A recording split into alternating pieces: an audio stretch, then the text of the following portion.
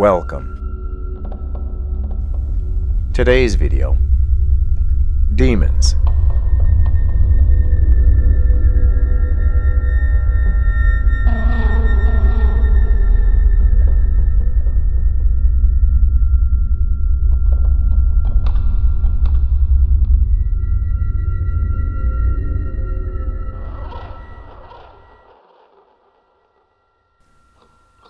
Now, I understand for a lot of people, things like demons, auras, angels, ghosts, and many other spiritual things are in the realm of fantasy or Hollywood movies. But having said that, recently a patron sent me a story that mimicked the very experience that I had dealing with demons. So today's video is going to be about those experiences and what you can do if you happen to have one in your life. Because once demons latch onto your life, they're very, very hard to get rid of. They're very painful, very destructive. If you're not careful, they can destroy you. So for this video, this is going to be about my personal belief about demons and what I did to get rid of them. The easiest way to see what a demon does to a human being is to go down to any big city with a huge homeless population. If you see an individual who's shouting at the air, screaming nonsensical sentences, can't communicate properly with anyone, emotions running all over the place, and looks like a total mess, you can get the idea of what a demon does to a human being. It's the cruelest thing to happen to anyone. And often the case, the poor souls who are fighting the demon often try to escape through drugs, alcohol, or even computer games. These things making the demon stronger and the individual weaker. In my personal experience, one of the first kinds of demons to attack me was called an Oni in Japanese, O-N-I. This demon haunted an area near Mount Fuji in the mountains, an area infamous for its paranormal activity. A battle had taken place between the samurai of the area and the bandits who lived in the mountains. And the bandits lost, and they all had their heads chopped off, their chomage, or top nuts, cut off, put on the end of a stick, and paraded around town to scare off anyone who might be associating with the bandits.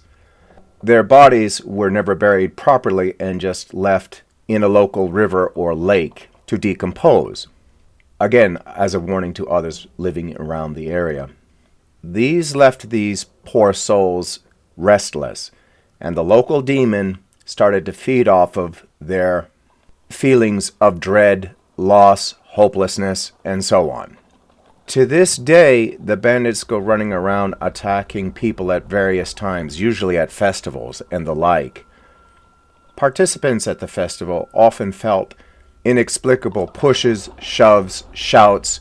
Some people even saw the ghosts of the samurai or bandits. This demon never attacked me directly when I first moved into the area. Like other people, it did give me a shove from time to time, or let me know that it was there. Because I wasn't messing with it and was just observing what was going on, it never attacked me directly. So for me, it was just one more paranormal experience I was having in Japan. Another story for a video or a book. I am writing a book about this particular incident because it's one of the most interesting ones I've had in Japan. It should be out later this year. In any case, about 2 years ago, things got nasty. I got jumped, and jumped hard. At first I thought it was the demon I was studying in Japan. It turned out to be somewhat different, but related. Here's how it goes. At the town where the Oni lived, I went to one of the big events the town holds as a translator. On my way to the event, my body just shut down suddenly. I froze. My vision and consciousness went very dim. A dark cloud started to form in front of my vision. Although it wasn't a real physical cloud, it was like you were going blind. The sheer rage that started to fill my psyche was unbearable. It was like I wanted to kill everything and everyone around me. And being the person that I am and practicing all these spiritual things like martial arts, yoga, meditation, and so on, this was quite a surprise. So I started to think, what the hell is this? And started to panic. I somehow reached my destination and find the people there waiting for me. And they kind of looked at me and said, "Are you okay?" And I said, "Yeah, I guess so." And I had attributed it to the demon that had lived in the mountain, the Oni, because the place that I went to was located very near the battle between the samurai and the bandits. So I thought that perhaps maybe it turned on me. Maybe I did something. Maybe I helped somebody I shouldn't have. It got angry and jumped me. As the event began to move on and my mind started shifting into work mode, I recovered pretty quickly. Halfway through the event, I felt fine. It seemed to have left me. Being around other people seemed to keep it at bay. And I began to reflect on what happened. I never experienced such rage. A kind of rage that is so powerful that you would want to choke the life force out of existence of the most beloved individual in your life. Truly an unimaginable feeling. I also realized that every single muscle in my body was aching from fighting it, trying to shake the damn thing off. And the other striking thing about this was the absolute low level of consciousness my mind went to. So primitive, so vulgar, that I realized that this might be something more than the local demon here. The rest of the day was quite fine. I was exhausted, and when I got home I took a nap, but recovered very quickly. I decided it would probably be best to move because it seemed to be targeting me. But when I did move, the attacks didn't stop. They got worse. And I realized then this wasn't the Oni that I first encountered. This was something new. But to combat the attacks, there were several things that I did that were very helpful I'd like to pass on to you. Getting out in nature, bike rides, martial arts, yoga, playing or teaching the kids in the community, surfing, skiing, going to the local hot springs spa, or even going on a date at a coffee shop. All of these things kept the demon away. They didn't attack. Especially when I was on vacation, like at the beach or something. I was fine. The waves of surfing seemed to cleanse the soul quite well. I'm not sure if it's because of the energy of nature or the salt water or the combination of the two, but that is one of the best things I recommend to anybody who has high stress levels, much less a demon. However, even though I had moved, I did have to travel across the place where the demon was known to haunt. So again, anytime I crossed that path, it would jump me. And once again, the rage, the pain, the sense of hopelessness, the feeling of ickiness, like you can't shake some sort of disgusting disease or trauma, would resurface. But this time, the demon felt different. It felt like something unlike the original demon that I had encountered from the samurai. So I was beginning to wonder what this was coming from, because this demon knew how to hit my psyche in ways that no human could. The attacks were always raw, violent, primitive, vulgar. The demon seemed to be looking for ways to get into my psyche or soul where it could find a place to latch on and try to destroy me. I thought it odd, even though I had moved far from the place that it haunted, it would attack me every time I went to work. So what had changed in the town? Well, a new cult had moved into the town, albeit a very small one. Things started to get darker since they moved in. People around me started to exhibit an enormous amount of envy in their conversations and attitudes. The demon knew my pattern. It knew my lifestyle, and it knew when it could hit me. And just about a month ago, it hit me very hard. So hard that I broke my toe. And I know it was the demon because I could feel the physical push, and no one was around. I had that same low-level, clouded thinking. This time, the reason the demon hit me so hard and broke my toe because it knew I would spend a lot of time at home recovering, and that's where it could hit me the most. And even though I had moved, it had followed me home. And what happened next confirmed that this was no demon of Japan. This was summoned by someone. One night, when I went to bed to try to recover from the pain in my foot, a dark entity at the edge of the bed stood there, grabbed my broken toe, and started to twist it, and twist it, and twist it. The pain was unbearable. It's impossible to describe such pain. I had to bury my face in the pillow so I wouldn't disturb the neighbors from my screams. I couldn't move. This demon knew how to do a thing called kanashibari, which is when you can't move when something possesses you. Plus the fact if I moved, it would just cause me more pain. So I did everything I could to try to sleep it off, which of course took all night, and by morning I had to sleep. Fortunately, I did not have to work that day. As I said, the demon didn't seem to care whether I was in pain or not. It didn't seem to worry about what it was doing. It seemed like it was just its duty. It was summoned to do this. There was no sickening joy that some people get from watching other people in pain. It was just doing it because it was told to do so. The next time the demon attacked me was when I recovered enough to go to work. And when I got back home for work, I was feeling fine until I reached a certain spot again. And this time, it sort of like jumped my soul and started to squeeze it. It didn't go after my foot, it went after my entire being. It was like it was trying to extinguish my life force through pressure. And I remember thinking that if this continues, that's it, my life is over. But once again, it left.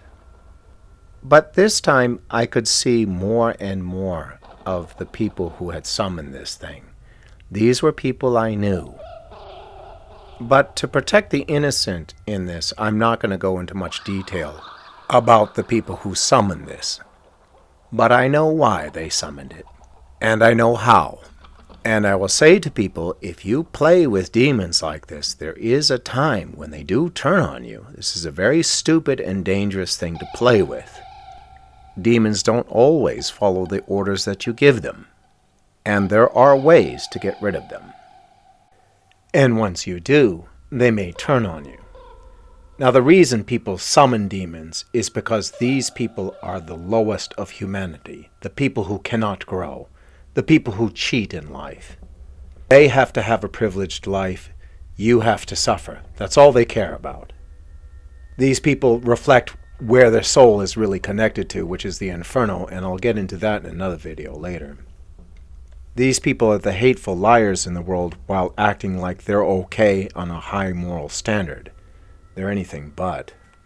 Other people who go out and challenge the world to improve themselves is what these people envy the most. It's envy that drives these people to summon demons.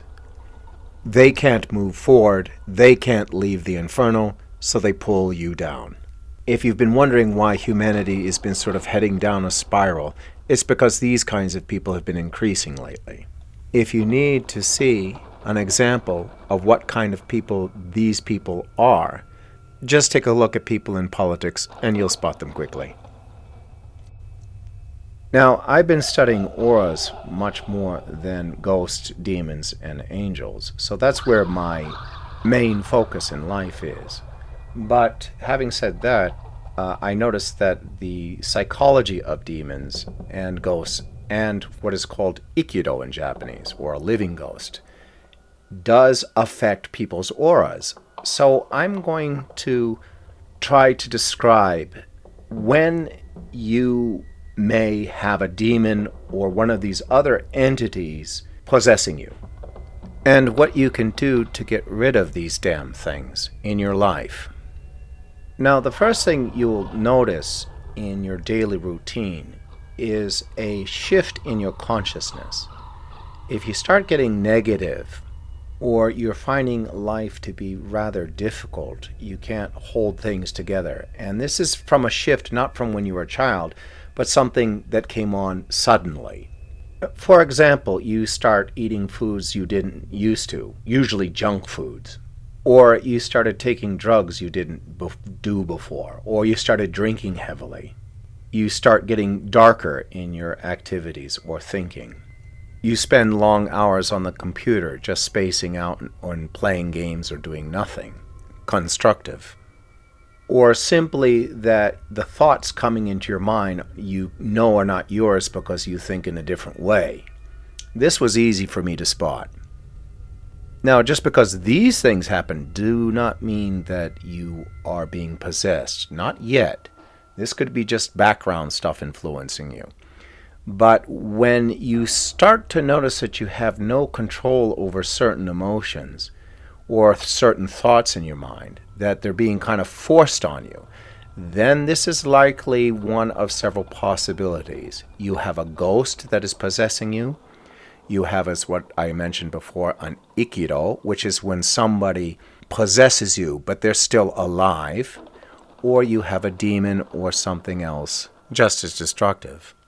As for myself, I noticed the first signs of the demon was when I started eating foods I don't usually eat. I started drinking more. I usually don't. I started getting upset over little things that I never got upset about. Mishaps in my life started to increase. It got really difficult just to get outside the door. It seems like demons like to trap you with things like drugs, alcohol, and computers in order to drain you of your life force. They have more control over you. So demons do like to enslave, but the end result is always destruction. Now, all these things are done by other forces like the Ikido, which I'll do another video on later. But a demon really gets under the skin. It gets in deep. It tries to destroy your psyche, to break you. Ikidos tend to just want to be you. It's like somebody who wants to possess you because they have no personality and they want to be someone. Demons are sent to people to destroy you. And of course there are many dark reasons for that. So I'm not into demonology, so I don't know all the answers, but some of the things that I did do that help alleviate the pain or to get rid of it was as follows. Doing positive things with other people in groups was one of the best ways to keep this thing at bay. Every time I had a class, went dancing, played with the kids, did martial arts, any of these things, I was fine, felt relieved. But the demon knew where I lived. It knew the pattern that I was on, so it could hit me when I wasn't doing these things. And especially since it broke my toe and I had to spend a lot of time at home, it hit me constantly. So the second thing you may want to consider is leaving the area, which I suspect that the new cult that moved into town wanted me to do, to leave. And I'm sure, and later confirmed, it was them who summoned the demon. I think they attacked me and broke my toe and had my soul squeezed in order to convince me to leave the town so they could take over. I think they sensed that I had spotted them and started to warn others to be wary of them. So they sent the demon not so much to destroy me, but to threaten me, which seemed to fit because the demon didn't seem to want to destroy me as much as to threaten me so I would leave. I suggest to people it's probably a better idea to leave than try to put up a fight with a demon. So leaving the area with a different pattern and different people will likely cut the demon off from its ability to attack you. This isn't always true, because if you contact anyone who summoned the demon in the first place and tell them where you live, they will just send the demon to you again, and it will start all over, and you'll be sitting there, why is this happening to me all over again? So you have to cut off the people in your life that you suspect have done this. At the same time, you do not want to let go of the people that you love and care for, and that love and care for you. Because if you do, it is likely that the people who summon the demon against you will just simply send it to the people that you love in order to pull you back to where you live so they can hit you again. I've had this happen to me. So you must be thorough, and you must try to convince the people that you love to do the same, to cut off the people who are causing all these problems. And if you watch people carefully, you can tell. These people tend to be the ones that have privileged lives. They talk and act cool. Everything seems to be going their way while you're struggling. I'm okay, it's okay, but it's not okay. On the surface, they seem to be very polite, but if you look deep into their eyes, you know they're scheming something. If they belong to any cult or anything like that, that's a dead giveaway. Because on the surface, they'll act spiritual or loving, but underneath, quite the opposite is going on. This is why you have to be careful with some martial art dojos and some yoga people, because they do this too. If you have a good teacher, don't worry about it. I mean, they're probably not summoning demons. They're just practicing their spiritual art. But I know that some dojos that I have been to and some other yoga practitioners have been doing this as well. So be careful. Again, the name of the game is that there are people in your life that you're going to love forever, and there are some that just want to destroy you. And you got to separate the two. And I made the mistake of contacting somebody who I didn't realize that was playing this game, and later found out, sure enough, they were, and contacted them. The thing showed up all over again, and that's why I was having trouble again. So you have to be very diligent about separating those people you think are playing this versus the people that you really do care for, and that can be very difficult. Perhaps there is nothing more difficult than this. The other thing is you're going to have to be willing to move from a place that you live if you're being constantly harassed by this kind of stuff. They don't go away. I don't know of any individual living on this planet that can just outright get rid of a demon. Groups of people seem to do well with this. Moving away from where demons haunt is a good idea. If you look at a place where the homeless live, it's often very dirty and wretched place to live, and that's where the demon can survive. Demons don't like pure places of nature, beautiful cities. They like the darker, crappier places. So moving away from them is a must if you're being harassed. Again, in the case of the homeless, and that's a whole nother story, and I don't want to go into too much detail on that in this video, but if humanity woke up and realized that you can't have crappy places in big cities, you got to clean it up because the demons can't survive there, I think things would improve rather quickly. Other things that you can do is change your daily routine. If you can do this, that sometimes screws up the Ikido more than the demon, because Ikidos do depend on people having a routine so they can follow it.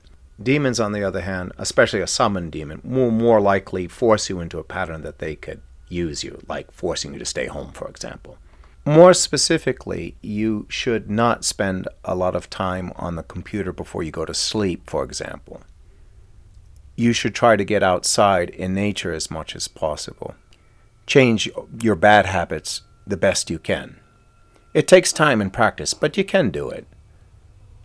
Anything like social drinking is fine, but anything like having too much alcohol or depending on alcohol to anesthetize your daily pain, or drugs, or anything like this will only make the demon stronger and you weaker. The energy is the key. If you have pure, loving, natural energy going through your psyche and your soul, the demon's much weaker and you can fight it. But if you stay home long periods of time, cooped up in a house, taking drugs, drinking, the demon gets stronger. In the old days, there were practitioners in both my ancestors and the Japanese who called kanushi, a kind of druid, that used to be able to chase off demons. But in modern society, these people do not seem to possess enough power or energy to chase the demon off. This is not to say that there aren't people out there that can do an exorcism. I just think they're much fewer these days than they were, mainly because of our technological society. So relying on them might be kind of iffy. For some people, I have heard that they have asked their ancestors or angels to come chase the demon off. And this has worked for a few. But these days, again, most of the belief in ancestors, angels, and the like are limited or distorted or write out fakes. So this may be unreliable for some. Others I know of have relied on psychiatrists, but psychiatrists who end up giving drugs will only cause the same problem that drugs, alcohol, and prolonged usage of computers will do, make the demon stronger. However, I have also noted that some people who got help from psychiatrists who did the opposite and gave drug inhibitors so the individual could get enough energy to control the problems within their psyche did very well. So choose carefully. So for me at least, the best strategy has been eating right, sleeping well, doing things like martial arts, or surfing. I don't know if this is true for all demons, but demons in Japan don't seem to like the salt water at beaches and things. So picking up a hobby or something around the ocean might be a good idea. Being around only people who can love. Staying away from patterns and places that you suspect as being haunted by one thing or another. Don't spend a long time on computers, alcohol, or these other things when you're alone. If you're having fun doing any of these things, there's nothing wrong with that. But if you're using it to anesthetize the pain or try to escape, you're making a mistake. It would only make it worse. Of course, these suggestions are common sense for a lot of things, not just demons, but they are effective to keeping the pain and the attacks at bay. And one thing I've noticed is never contact somebody you suspect is playing this game. Even the smallest slip and the same cycle will repeat itself. And the reason for that is the people who summoned the demon want to see the result of their work. And if it doesn't go well from them, they'll try only harder. They don't give up. So you have to be very diligent about this, if it is indeed a demon that you're dealing with, a summoned demon. It takes a lot of practice and time to figure out who's doing what. So be very careful in your judgment. I have seen innocent people being forced to play this game simply because they were associated, usually through family, with the person or people who summoned the demon in the first place. It's a sad thing to watch. My ancestors and I have always practiced the natural flow of humanity. We love people very much, and I can think of nothing worse than having a demon sent on you. There is nothing crueler than this game. So from my experience and opinion, if you want to live in peace, it is not something I recommend you challenge, and you should leave it as soon as you can. I hope this video was helpful. Again, I'm not a demonologist or a psychiatrist. These are just opinions from my experience and from what I learned from my ancestors. So if you have any questions, please leave it in the comments section below, and hope to see you in the next video. Thanks again for watching.